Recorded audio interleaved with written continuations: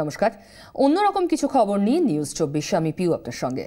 স্বদেশ আর নিরাপদ নয়, দেশ ছেড়ে বিদেশ পাড়ি দেওয়ার পথে সলিল সমাধি হলো বেশ কয়েকজন সিরিয়া শরণার্থীর।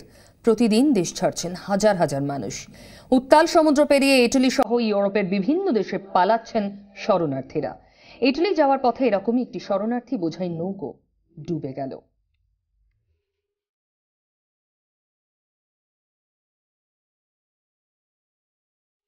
গায়ে কাঁটা দেওয়া ছবি। ইতালির উপকূলের কাছে সমুদ্রে ডুবে যায় এই নৌকাটি।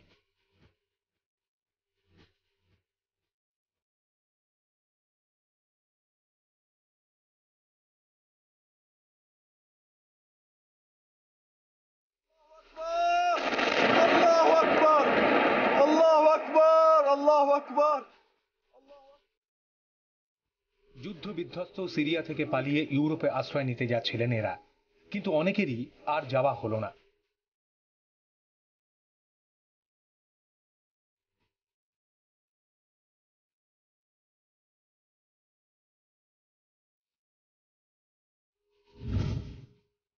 কারণ তাদের জীবিত উদ্ধার করা যায়নি। যাদের উদ্ধার করা গিয়েছে তাদের অনেকেই হারিয়েছেন পরিবারের সদস্যদের।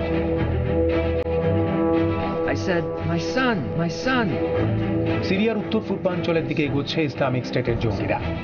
তাদের হাত থেকে প্রাণে বাঁচতে দলে দলে পালাচ্ছেন সাধারণ মানুষ। একই অবস্থা লিবিয়াতেও। নিরাপত্তার খোঁজে হাজারে হাজারে মানুষ শরণার্থী হচ্ছেন ইউরোপের দেশগুলিতে। সিরিয়ার এই মানুষগুলি তেমনই যাচ্ছিলেন ইতালি। তাদের সকলের ভরসা ছিল ছোট্ট এই নৌকাটি।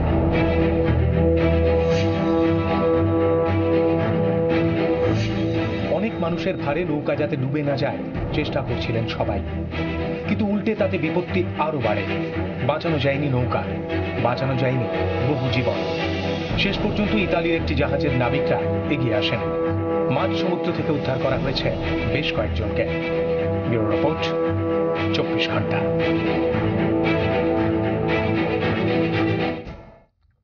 সদ্য এভারেস্ট জয় করেছেন সেই পাহাড়ের টার্নিং।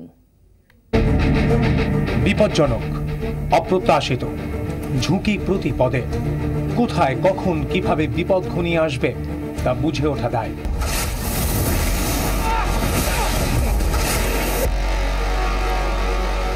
তবু শিখর ছোঁয়ার হাতছানিতে মন টানে বারবার। বিপদ, ঝুঁকি, জীবনকে বাজি রেখে বিশ্বের সর্বোচ্চ শৃঙ্গ জয়ের নেশা কি করে এড়ানো যাবে? মাউন্ট এভারেস্ট বিশ্বের সর্বোচ্চ শৃঙ্গ, মাসখানেকও পেরোয়নি।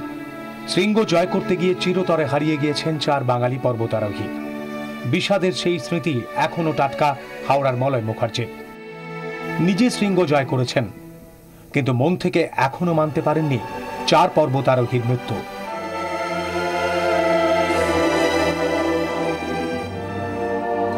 কিন্তু অচেনাকে ছুঁয়ে দেখবার নেশা কি বাদ মানে? দুর্গম যাত্রাপথ কি হারিয়ে দিতে পারে অদম্য ইচ্ছা শক্তিকে? তাই অতীতের দগদগে স্মৃতিকে পিছনে ফেলে সামনে এগোতে চান মলয়। আগামী 20 জুন ফের নতুন শৃঙ্গ জয়ের উদ্দেশ্যে যাচ্ছেন তিনি। 23,000 ফুট উচ্চতার মাউন্ট নুন শৃঙ্গে পা রাখতে চলেছেন হাওড়ার এই পর্বতারোহী। আমার কাছে একটা কঠিন পরীক্ষা যে আমরা দুটো টিম, একটা অর্ডিন্যান্স ফ্যাক্টরি এবং Howrah district mountaineering trekkers association, আমরা একত্রিত হয়ে এক ছাতার তলায় গিয়ে অভিযানটা করব এবং আমাদের উদ্দেশ্য যে বেশি সংখ্যক মেম্বার ক্লাইম্ব করব। মলয়ের নেতৃত্বে লে লাদাখ হয়ে নর্থ ফেস দিয়ে যাবেন 30 জন পর্বতারোহী। সঙ্গে থাকবেন এভারেস্ট জয়ী শেরপারা। জাসকারের হাইয়েস্ট মাউন্টেন, আমি আগে গেছি এই মাউন্টেনটাতে। তখন আমাদের ইকুইপমেন্টস কমের জন্য ফিরে প্রি এভারেস্ট করেছিলাম এবং তখন আমাদের ইকুইপমেন্টস কমের জন্য শুধু আমাদেরকে নেমে আসতে হয়েছিল মাত্র 135 মিটার থেকে, যার ফলে একদম সামিটের কাছে অবধি আমি চলে গেছিলাম। তো রুট আমার জানা এবং সাথে পেম্বাজি আছেন, সাথে যে শেরপা বন্ধুরা আছে সব আমার সাথে এভারেস্টে গিয়েছিল এবং একটা তরতাজা তাগড়া টিম আমরা যেতে চাইছি। সোমবার এভারেস্ট জয়ী পর্বতারোহী মলয় মুখার্জিকে সংবর্ধনা জানান সেচ মন্ত্রী রাজীব বন্দ্যোপাধ্যায়। মন্ত্রীকে মলয় মুখার্জির প্রস্তাব হাওড়া সহ বিভিন্ন জেলায় রক ক্লাইম্বিং ইনস্টিটিউট তৈরির। কারণ এ রাজ্য থেকেই সব থেকে বেশি পর্বতারোহী যান শৃঙ্গ জয়ের উদ্দেশ্যে। সরকারের তরফ থেকে সমস্ত রকম সাহায্যের আশ্বাস মিলেছে মন্ত্রীর কথায়। আমি বলেছি যে আমাদের যিনি মন্ত্রী আছেন তার সাথেও কথা বলবো, ওর যে স্বপ্ন আছে হাওড়ার বুকে সেই স্বপ্ন পূরণ হোক, এটা আমরাও চাই। গত 13 মাসে 5টি শৃঙ্গে পা রেখেছেন মলয় মুখার্জি। নুন শৃঙ্গ জয়ের পর তাঁর পরবর্তী লক্ষ্য ইউরোপের মবলা এবং এলবুসে পা রাখা। দেবব্রত ঘোষের রিপোর্ট, 24 ঘন্টা। নদীতেই মাথাচড়া দিচ্ছে পাকা বাড়ি। না, নয়া কোনো আবিষ্কারের গল্প নয়। এ খেলা প্রকৃতি ধ্বংসকারী কিছু অসাধু মানুষজনের। কারা তারা বলতে পারছে না প্রশাসনও। দুদিকে জঙ্গল, বর্ষায় পাহাড়ের কোল বেয়ে নেমে আসে জল। সেই জল থেকেই জন্ম এই নদীটির। স্থানীয়রা নাম দেন গন্ধেশ্বরী। নানা বাঁক নিতে নিতে জঙ্গলের নদী ঢুকে পড়ে নাগরিক জীবনে। তারপর বাঁকুড়ার দৈনন্দিন কাজে বিশাল ভূমিকা নেয় গন্ধেশ্বরী।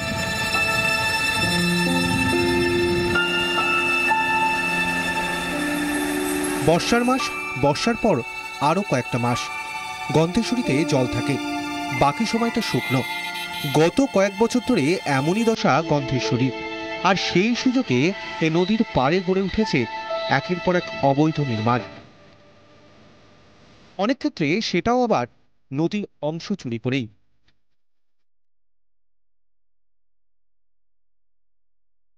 বড়সড় চুরি নজরে এসেছে হালফিলে। বিধানসভার ফল ঘোষণার পর বাঁকুড়ার 9 নম্বর ওয়ার্ডের মিশ্রপাড়ায় নদীর খাতেই দেওয়া হয়েছে 6 ফুট উঁচু গাঁথনি। নদী খাতে গাঁথনি কেন?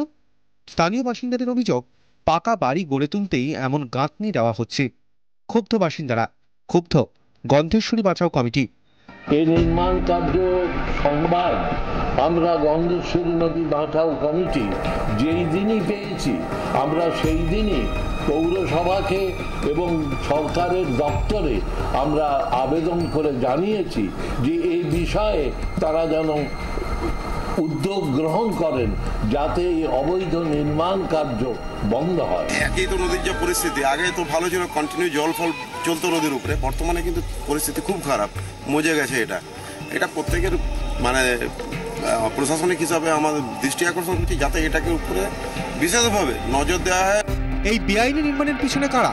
সেচ দপ্তর থেকে বাঁকুড়া পুরসভা কেউই এখনো পর্যন্ত চিহ্নিতই করতে পারেনি কীর্তিমানদের। তবে নানা জায়গা থেকে পাওয়া অভিযোগের ভিত্তিতে কলকাতার নিউ আলিপুরের 2 বাসিন্দাকে চিঠি পাঠিয়েছে পুর কর্তৃপক্ষ। উত্তর আসেনি। নির্মাণ ভেঙে ফেলার জন্য মহকুমা শাসককে চিঠি দেওয়া হয়েছে। কিছু না হলে এবার অবৈধ নির্মাণ ভেঙে ফেলবে পুরসভায়। কিছুদিন দেখছি শুনছি আর কি, এবং পাঠিয়েছিলাম আমার ডিপার্টমেন্টের লোকদেরও। কাজটা আবার পুনরায় শুরু হয়েছে। আমরা আবার চিঠি পাঠিয়েছি কাজটাকে বন্ধ করার জন্য। যেহেতু ইলিগাল কনস্ট্রাকশন, ওই কনস্ট্রাকশনটাকে ডেমোলিশ করার জন্য আমরা অর্ডার পাঠিয়েছি। নদীর পাশে আকছাড় গজিয়ে উঠছে অবৈধ নির্মাণ। কেন সেই সমস্ত নির্মাণ বন্ধে এগিয়ে আসে না পুরসভা? এর পিছনে কি কোনো রাজনৈতিক স্বার্থ রয়েছে? কোন সাহসে নদীর খাতে পাকা বাড়ি তোলার সাহস দেখালো নির্মাণকারীরা? এ প্রশ্নগুলি কিন্তু উঠতে শুরু করেছে। হীরক মুখার্জির রিপোর্ট, 24 ঘন্টা।